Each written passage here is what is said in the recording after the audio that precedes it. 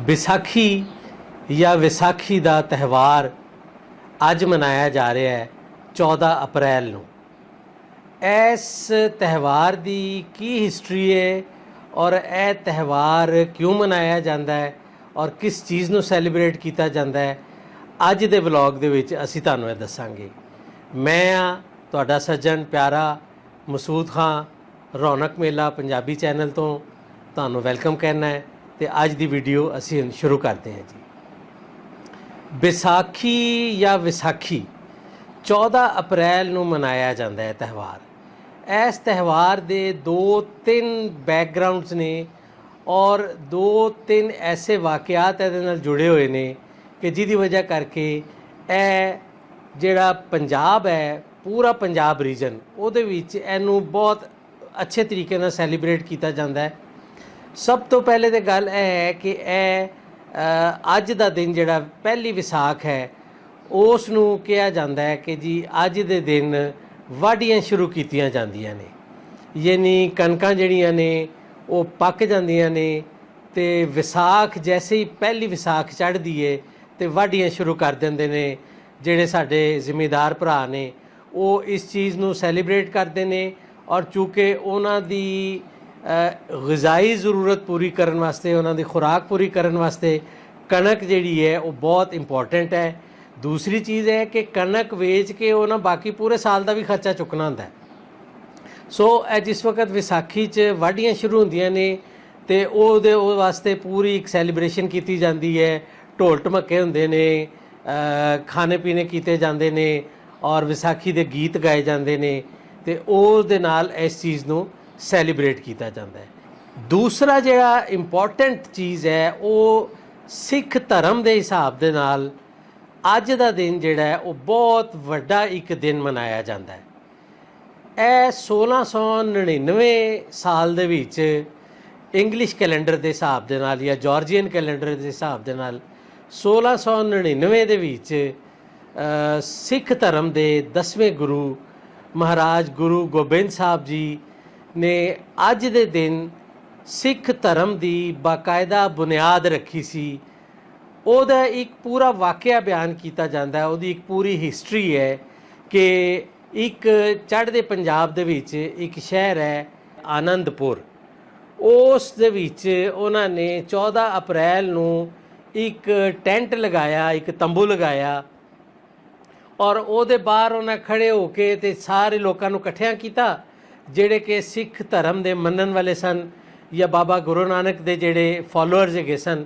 ਉਹਨਾਂ ਨੂੰ ਉਹਨਾਂ ਨੇ ਇਕੱਠਿਆਂ ਕੀਤਾ ਤੇ ਉਹਨਾਂ ਕਿਹਾ ਕਿ ਜੀ ਦੱਸੋ ਕਿ ਕਿਹੜੇ ਬੰਦੇ ਸਿੱਖ ਧਰਮ ਵਾਸਤੇ ਆਪਣੀ ਜਾਨ ਦੀ ਕੁਰਬਾਨੀ ਦੇਣ ਨੂੰ ਤਿਆਰ ਨੇ, ਜਿਹੜੇ ਧਰਮ ਵਾਸਤੇ ਆਪਣੀ ਜਾਨ ਦੇ ਸਕਦੇ ਨੇ, ਉਹ ਇਸ ਤੰਬੂ ਦੇ ਅੰਦਰ ਆ ਜਾਣ। ਸਾਰੇ ਲੋਕ ਇੱਕ ਵਾਰੀ ਤੇ ਚੁੱਪ ਕਰ ਗਏ, ਲੇਕਿਨ ਬਹਰਹਾਲ 5 ਬੰਦੇ ਉਹਨਾਂ ਦੇ ਵਿੱਚੋਂ ਉੱਠ ਕੇ ਉਹ ਤੰਬੂ ਦੇ ਅੰਦਰ ਚਲੇ ਗਏ ਤੇ ਗੁਰੂ ਗੋਬਿੰਦ ਜੀ ਵੀ ਉਸ ਤੰਬੂ ਦੇ ਅੰਦਰ ਚਲੇ ਗਏ। ਥੋੜ੍ਹੀ ਦੇਰ ਤੋਂ ਬਾਅਦ ਗੁਰੂ ਗੋਬਿੰਦ ਜੀ ਉਸ ਤੰਬੂ ਤੋਂ ਜਦੋਂ ਬਾਹਰ ਆਏ ਤੇ ਉਹਨਾਂ ਦੇ ਹੱਥ ਵਿੱਚ ਨੰਗੀ ਤਲਵਾਰ ਸੀ। ਉਸ ਤਲਵਾਰ ਦੇ ਉੱਤੇ ਵੀ ਤੇ ਉਹਨਾਂ ਦੇ ਕੱਪੜਿਆਂ ਦੇ ਉੱਤੇ ਵੀ ਲਹੂ ਲੱਗਾ ਹੋਇਆ ਸੀ ਤੇ ਉਹ ਸਾਰੇ ਲੋਕੀ ਇੱਕ ਵਾਰੀ ਦੇਖ ਕੇ ਤੇ ਜ਼ਰਾ ਚੁੱਪ ਕਰ ਗਏ ਕਿ ਇਹ ਕੀ ਹੋ ਗਿਆ। ਲੇਕਿਨ ਥੋੜ੍ਹੀ ਦੇਰ ਤੋਂ ਬਾਅਦ ਉਹ ਪੰਜੋ ਦੇ ਪੰਜੋ ਜਿਹੜੇ ਬੰਦੇ ਅੰਦਰ ਹੈਗੇ ਸਨ ਉਹ ਬਾਹਰ ਆ ਗਏ ਤੇ ਉਹ ਬਿਲਕੁਲ ਖੈਰੀ ਸਲਾਹ ਠੀਕ ਠਾਕ ਹੈਗੇ ਸਨ ਔਰ ਉਹਨਾਂ ਨੇ ਸਿਰ ਦੇ ਉੱਤੇ ਪੱਗਾਂ ਬੰਨ੍ਹੀਆਂ ਹੋਈਆਂ ਸਨ ਜਿਹੜੀਆਂ ਕਿ ਗੁਰੂ ਗੋਬਿੰਦ ਸਾਹਿਬ ਨੇ ਉਹਨਾਂ ਨੂੰ ਪਾਈਆਂ ਸਨ ਤੇ ਗੁਰੂ ਗੋਬਿੰਦ ਨੇ ਉਹਨਾਂ ਨੂੰ ਨਾਮ ਦਿੱਤਾ 5 ਪਿਆਰਿਆਂ ਦਾ। ਉਹ 5 ਪਿਆਰੇ ਜਿਹੜੇ ਹੈਗੇ ਸਨ ਉਹ ਸਿੱਖ ਧਰਮ ਦੇ ਵਿੱਚ ਬਹੁਤ ਇੰਪੋਰਟੈਂਟ ਨੇ ਔਰ ਉਹ 5 ਪਿਆਰਿਆਂ ਦੇ ਨਾਮ ਭਾਈ ਦਇਆ ਸਿੰਘ ਜੀ, ਦੂਸਰੇ ਨੰਬਰ 'ਤੇ ਨੇ ਭਾਈ ਧਰਮ ਸਿੰਘ ਜੀ, ਤੀਸਰੇ ਨੰਬਰ 'ਤੇ ਨੇ ਭਾਈ ਹਿੰਮਤ ਸਿੰਘ ਜੀ, ਚੌਥੇ ਨੰਬਰ 'ਤੇ ਨੇ ਭਾਈ ਮੋਹਕਮ ਸਿੰਘ ਜੀ ਤੇ 5ਵੇਂ ਨੰਬਰ 'ਤੇ ਨੇ ਭਾਈ ਸਾਹਿਬ ਸਿੰਘ ਜੀ।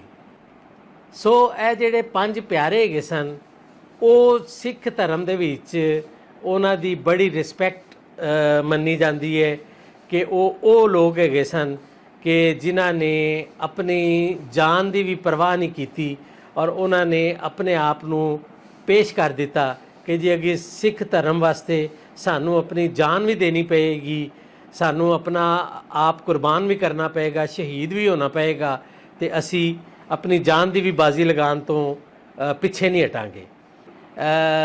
ਜਿਹੜੀ ਸੈਲੀਬ੍ਰੇਸ਼ਨ ਹੁੰਦੀ ਹੈਗੀ ਏ ਧਾਰਮਿਕ ਹਿਸਾਬ ਨਾਲ, ਸਿੱਖ ਧਰਮ ਦੇ ਹਿਸਾਬ ਨਾਲ, ਤੇ ਫਿਰ ਮੁਖਤਲਿਫ ਗੁਰਦੁਆਰਿਆਂ ਦੇ ਵਿੱਚ ਸਿੱਖ ਇਕੱਠੇ ਹੁੰਦੇ ਨੇ ਪੂਰੀ ਦੁਨੀਆ ਦੇ ਵਿੱਚ, ਜਿੱਥੇ ਜਿੱਥੇ ਸਿੱਖ ਸੰਗਤਾਂ ਹੈ ਨੇ, ਛੋਟੀ ਕਮਿਊਨਿਟੀ ਹੈ ਜਾਂ ਵੱਡੀ ਕਮਿਊਨਿਟੀ ਹੈ, ਲੇਕਿਨ ਜਿੱਥੇ ਵੀ ਗੁਰਦੁਆਰਾ ਸਾਹਿਬਾਨ ਨੇ ਉੱਥੇ ਸਿੱਖ ਇਕੱਠੇ ਹੁੰਦੇ ਨੇ ਔਰ ਉਹ ਫਿਰ ਇਸ ਚੀਜ਼ ਨੂੰ ਸੈਲੀਬ੍ਰੇਟ ਕਰਦੇ ਨੇ। ਇੱਕ ਜਲੂਸ ਕੱਢਿਆ ਜਾਂਦਾ ਹੈ, ਉਸ ਜਲੂਸ ਦੇ ਅੱਗੇ ਅੱਗੇ ਅਲਾਮਤੀ ਤੌਰ ਦੇ ਉੱਤੇ ਸਿੰਬੋਲਿਕਲੀ 5 ਪਿਆਰੇ ਜਿਹੜੇ ਨੇ ਉਹ ਆਪਣੇ ਰਵਾਇਤੀ ਪੱਗਾਂ ਬੰਨ੍ਹ ਕੇ ਤੇ ਹੱਥ 'ਚ ਤਲਵਾਰਾਂ ਫੜ ਕੇ ਤੇ ਉਹ ਪਰੇਡ ਔਰ ਜਾਂ ਉਸ ਪ੍ਰੋਸੈਸ਼ਨ ਨੂੰ ਲੀਡ ਕਰਦੇ ਨੇ ਔਰ ਉਸ ਦੇ ਵਿੱਚ ਗੁਰੂ ਗ੍ਰੰਥ ਸਾਹਿਬ ਜਿਹੜੇ ਨੇ ਉਹਨਾਂ ਨੂੰ ਅੱਗੇ ਅੱਗੇ ਰੱਖਿਆ ਜਾਂਦਾ ਹੈ ਤਾਂ ਕਿ ਅਲਾਮਤੀ ਤੌਰ ਦੇ ਉੱਤੇ, ਚੁੱਕਿ ਸਿੱਖ ਧਰਮ ਦੇ ਅਕੀਦੇ ਦੇ ਮੁਤਾਬਿਕ ਗੁਰੂ ਗ੍ਰੰਥ ਸਾਹਿਬ ਜ਼ਿੰਦਾ ਹੈ, ਲਿਹਾਜ਼ਾ ਉਹਨਾਂ ਨੂੰ ਹੀ ਇਹ ਇਜਾਜ਼ ਦਿੱਤਾ ਜਾਂਦਾ ਹੈ, ਉਹਨਾਂ ਨੂੰ ਹੀ ਇਸ ਚੀਜ਼ ਦੇ ਬਾਰੇ ਵਿੱਚ ਜਿਹੜਾ ਨਾ ਇਸ ਪ੍ਰੋਸੈਸ਼ਨ ਨੂੰ ਲੀਡ ਕਰਾਇਆ ਜਾਂਦਾ ਹੈ। ਤੇ ਉਸ ਤੋਂ ਪਿੱਛੇ ਪਿੱਛੇ ਫਿਰ ਸਾਰੇ ਲੋਕ, ਔਰਤਾਂ, ਬੱਚੇ, ਬੰਦੇ, ਉਹ ਸਾਰੇ ਜਿਹੜੇ ਨੇ ਉਹ ਆਪਣੇ ਤਲਵਾਰਾਂ ਲੈ ਕੇ, ਆਪਣੇ ਜਿਹੜੀ ਡਰੈਸਿੰਗ ਨੇ ਉਹ ਧਾਰਮਿਕ ਹਿਸਾਬ ਨਾਲ ਕਰਕੇ ਤੇ ਉਹ ਜਲੂਸ ਕੱਢਦੇ ਨੇ। ਤੇ ਚੜ੍ਹਦੇ ਪੰਜਾਬ ਵਿੱਚ ਵੀ ਤੇ ਲਹਿੰਦੇ ਪੰਜਾਬ ਵਿੱਚ ਵੀ, ਲਹਿੰਦੇ ਪੰਜਾਬ ਵਿੱਚ ਚੂँਕਿ ਸਿੱਖਾਂ ਦੀ ਆਬਾਦੀ ਘੱਟ ਹੈ, ਲਿਹਾਜ਼ਾ ਚੜ੍ਹਦੇ ਪੰਜਾਬ ਤੋਂ ਸੰਗਤਾਂ ਆਉਂਦੀਆਂ ਨੇ, ਯਾਤਰੀ ਆਉਂਦੇ ਨੇ, ਤੇ ਇੱਥੇ ਦੇ ਜਿਹੜੇ ਵੱਡੇ ਵੱਡੇ ਗੁਰਦੁਆਰੇ ਨੇ ਉੱਥੇ ਵੱਡੇ ਵੱਡੇ ਜਲੂਸ ਕੱਢੇ ਜਾਂਦੇ ਨੇ। ਨਨਕਾਣਾ ਸਾਹਿਬ ਦੇ ਵਿੱਚ, ਪੰਜਾ ਸਾਹਿਬ ਦੇ ਵਿੱਚ, ਤੇ ਕਰਤਾਰਪੁਰ ਸਾਹਿਬ ਦੇ ਵਿੱਚ, ਫਰੂਕਾਬਾਦ ਦੇ ਵਿੱਚ, ਸੱਚਾ ਸੌਦਾ, ਤੇ ਉੱਥੇ ਜਿੱਥੇ ਜਿੱਥੇ ਵੀ ਗੁਰਦੁਆਰੇ ਨੇ ਉੱਥੇ ਸਭ ਜਗ੍ਹਾ ਦੇ ਉੱਤੇ ਜਲੂਸ ਕੱਢੇ ਜਾਂਦੇ ਨੇ ਔਰ ਸਿੱਖ ਜਿਹੜੇ ਨੇ ਉਹ ਆਪਣੇ ਰਿਲੀਜੀਅਸ ਪਰਸਪੈਕਟਿਵ ਦੇ ਹਿਸਾਬ ਦੇ ਨਾਲ ਆਪਣੇ ਰਿਚੁਅਲਸ ਜਿਹੜੇ ਨੇ ਉਹ ਅਦਾ ਕਰਦੇ ਨੇ। ਤੇ ਇਹ ਅੱਜ ਦੇ ਦਿਨ ਦਾ ਜਿਹੜਾ ਧਾਰਮਿਕ ਇੰਪੋਰਟੈਂਸ ਹੈ ਉਹ ਵੀ ਮੈਂ ਤੁਹਾਨੂੰ ਦੱਸੀ। ਜਿਹੜੇ ਅੱਜ ਦੇ ਦਿਨ ਦੀ ਰਵਾਇਤੀ ਔਰ ਜਿਹੜੀ ਮੌਸਮ ਦੇ ਹਿਸਾਬ ਨਾਲ ਵਾਢੀਆਂ ਦਾ ਜਿਹੜਾ ਸਿਸਟਮ ਹੈ ਉਹਦੇ ਬਾਰੇ ਵਿੱਚ ਵੀ ਮੈਂ ਤੁਹਾਨੂੰ ਦੱਸਿਆ। ਉਸ ਦੇ ਇਲਾਵਾ ਇਹ ਜਿਹੜੀ ਚੀਜ਼ ਹੈ, ਅੱਜ ਦਾ ਜਿਹੜਾ ਦਿਨ ਹੈ ਉਹ ਬਹਾਰ ਦੇ ਇਖਤਤਾਮ ਦਾ, ਯਾਨੀ ਅੱਜ ਦੇ ਦਿਨ ਤੋਂ ਬਹਾਰ ਦਾ ਮੌਸਮ ਖਤਮ ਹੋ ਕੇ ਤੇ ਗਰਮੀ ਸ਼ੁਰੂ ਹੋ ਜਾਂਦੀ ਹੈ। ਲਿਹਾਜ਼ਾ ਮੋਸਟਲੀ ਤੁਸੀਂ ਦੇਖਿਆ ਹੋਏਗਾ ਕਿ ਜਿਹੜੀ ਜੈਸੇ ਹੀ ਵਿਸਾਖ ਸ਼ੁਰੂ ਹੁੰਦਾ ਹੈ ਨਾਲ ਹੀ ਜਿਹੜੀ ਹੈ ਨਾ ਉਹ ਤਪਦੀ ਹੋਈ ਗਰਮੀ ਸ਼ੁਰੂ ਹੋ ਜਾਂਦੀ ਹੈ। ਪੰਜਾਬੀ ਕੈਲੰਡਰ ਜਿਹੜਾ ਹੈ ਉਹ ਮੌਸਮਾਂ ਦੇ ਹਿਸਾਬ ਨਾਲ ਬਣਾਇਆ ਗਿਆ ਹੈ। ਅਸੀਂ ਉਹਦੇ ਬਾਰੇ ਵਿੱਚ ਇੱਕ ਵੱਖਰਾ ਵਲੌਗ ਵੀ ਬਣਾ ਰਹੇ ਹਾਂ ਔਰ ਅਗਲਾ ਵਲੌਗ ਅਸੀਂ ਤੁਹਾਨੂੰ ਉਸੇ ਬਾਰੇ ਵਿੱਚ ਦੱਸਾਂਗੇ। ਉਹ 'ਚ ਤੁਹਾਨੂੰ ਬਹੁਤਾ ਇੰਤਜ਼ਾਰ ਨਹੀਂ ਕਰਨਾ ਪਏਗਾ, ਅਸੀਂ ਉਹਦੇ ਉੱਤੇ ਰਿਸਰਚ ਦਾ ਕੰਮ ਕਰ ਬੈਠੇ ਹੈਗੇ ਹਾਂ, ਬਸ ਸਿਰਫ ਰਿਕਾਰਡ ਕਰਨਾ ਹੈ ਤੇ ਅਸੀਂ ਉਹਨੂੰ ਤੁਹਾਡੀ ਖਿਦਮਤ 'ਚ ਪੇਸ਼ ਕਰ ਦੇਣਾ ਹੈ। ਅੱਜ ਦੇ ਦਿਨ ਦੇ ਹਵਾਲੇ ਨਾਲ ਤੁਹਾਨੂੰ ਸਾਰਿਆਂ ਨੂੰ ਰੌਣਕ ਮੇਲਾ ਚੈਨਲ ਵੱਲੋਂ ਬਹੁਤ ਬਹੁਤ ਵਧਾਈਆਂ, ਸਿੱਖ ਧਰਮ ਵਾਲਿਆਂ ਨੂੰ ਵੀ ਬਹੁਤ ਬਹੁਤ ਵਧਾਈਆਂ ਔਰ ਜਿਹੜੇ ਜੇ ਕਾਸ਼ਤਕਾਰ ਜਿਹੜੇ ਅੱਜ ਵਾਢੀਆਂ ਕਰਨ ਲੱਗੇ ਨੇ ਉਹਨਾਂ ਨੂੰ ਵੀ ਬਹੁਤ ਬਹੁਤ ਵਧਾਈਆਂ। ਤੇ ਗਰਮੀ ਵਾਸਤੇ ਅਸੀਂ ਸਾਰੇ ਤਿਆਰ ਹੀ ਹੁੰਦੇ ਪਏ ਆ ਤੇ ਗਰਮੀ ਵੀ ਬੜੀ ਕੜਾਕੇ ਦੀ ਪੈਂਦੀ ਹੈ ਇੱਥੇ। ਤੇ ਬਹਰਹਾਲ ਆਉਣ ਜਾਣ ਵਾਲਿਆਂ ਦਾ, ਮੁਸਾਫਰਾਂ ਦਾ, ਆਪਣੇ ਆਂਢ ਗੁਆਂਢ ਵਾਲਿਆਂ ਦਾ, ਆਪਣੇ ਨਿੱਕਿਆਂ ਵੱਡਿਆਂ ਦਾ ਬਹੁਤ ਖਿਆਲ ਰੱਖੋ। ਅੱਜ ਕੱਲ੍ਹ ਦੇ ਦਿਨਾਂ ਦੇ ਵਿੱਚ, ਮੌਸਮ ਦੇ ਵਿੱਚ ਲੱਸੀ ਜ਼ਰਾ ਪੀਤੀ ਰੱਖਿਆ ਕਰੋ ਤਾਂ ਕਿ ਜਿਹੜਾ ਮੌਸਮ ਅੱਗੇ ਗਰਮੀ ਦਾ ਆ ਰਿਹਾ ਹੈ ਉਹਦੇ ਵਿੱਚ ਤੁਸੀਂ ਲੋਕ ਆਪਣੇ ਜਿਹੜੇ ਨੇ ਨਾ ਅੰਦਰ ਉਹ ਠਾਰ ਕੇ ਰੱਖੋ, ਨਹੀਂ ਤਾਂ ਗਰਮੀ ਬੜੀ ਪੈਂਦੀ ਜੇ। ਆਪਣੇ ਆਪ ਨੂੰ ਬਚਾ ਕੇ ਰੱਖੋ। ਮਿਲਾਂਗੇ ਤੁਹਾਨੂੰ ਅਗਲੇ ਵਲੌਗ ਦੇ ਨਾਲ। ਰੱਬ ਰਾਖਾ।